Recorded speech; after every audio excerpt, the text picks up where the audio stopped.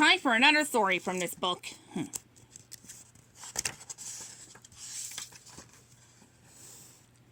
Let's see. Exactly page 115.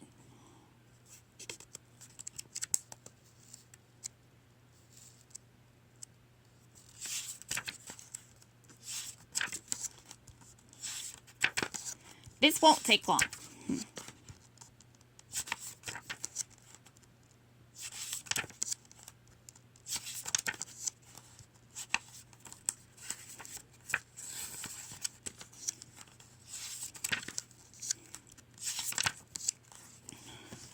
Today, this next story is called Cinderella, Bedtime for Gus.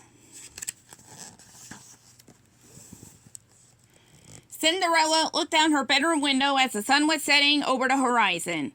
The sky was golden and orange. In the distance, the clock in the tower at the castle read 8 o'clock.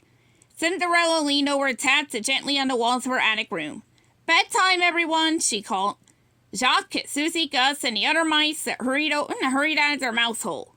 Cinderella did all the household chores in her wicked stepmother's house.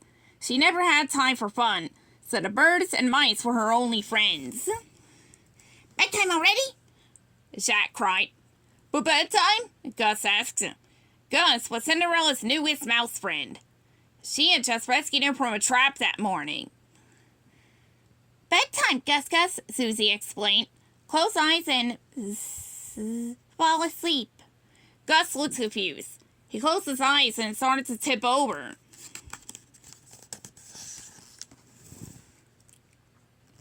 Jacques caught him. "Not fall, Gus," he said. "Fall asleep, like this." He put his head on his hands, pretended to snore. Cinderella laughed. "Falling asleep isn't all there is to bedtime," she said. "Gus has never lived in a house before. We'll have to teach him about getting ready for bed." Okay, the other mice cried. "Show, Gus." "First," Cinderella said, "you have to put on your pajamas." She went to her dresser and pulled out a tiny pair of striped pajamas for Gus. "Here, try these on." Soon all the mice were in their pajamas.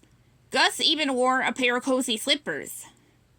"That's better," Cinderella declared. "Pajamas are much more comfortable for sleeping than regular clothes." Gus nodded. "Gus loves pajamas," he exclaimed.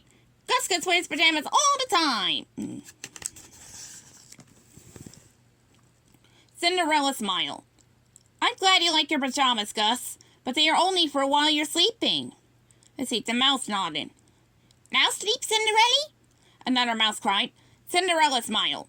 "Not quite yet," she said to the young mouse. "First wash your faces and brush your teeth.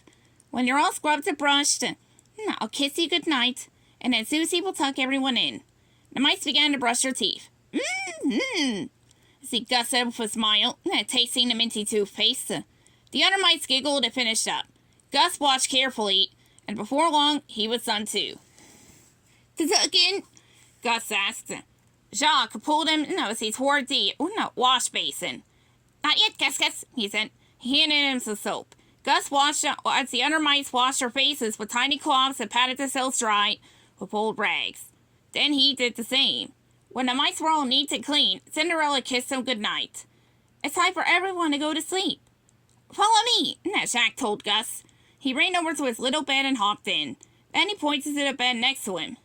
"That's your bed," he said. Gus grinned and got under the covers.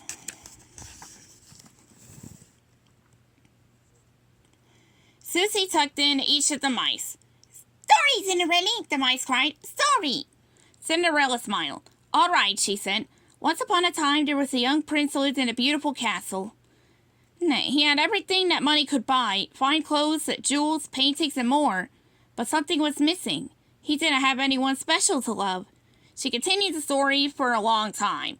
Each time she tried to stop, the mice begged for more.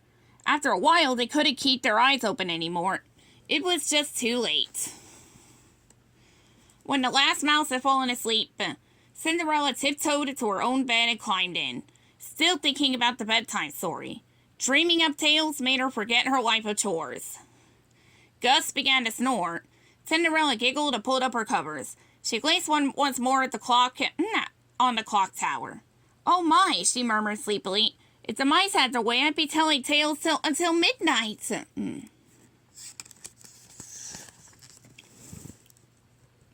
She snuggled against her pillow and yawned. If only, she added sleepily, some of my stories would come true. The birds began to sing a lullaby, and soon Cinderella was fast asleep, dreaming that someday she'd live in a beautiful castle. The end.